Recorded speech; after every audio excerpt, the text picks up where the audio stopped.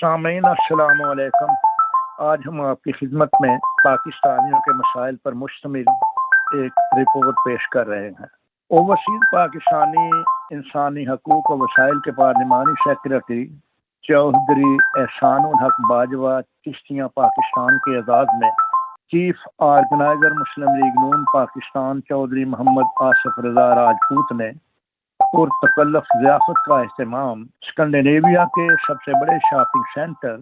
field میں اس ضیافت کا اہتمام کیا تھا، جس میں خصوصی طور پر پاکستانی کمیونٹی فورم ڈنمارک کے چیئرمین راجہ غفور افضل نے پاکستانی کمیونٹی مسائل سے آگاہ کیا اور ان کی خدمت میں تحریری طور پر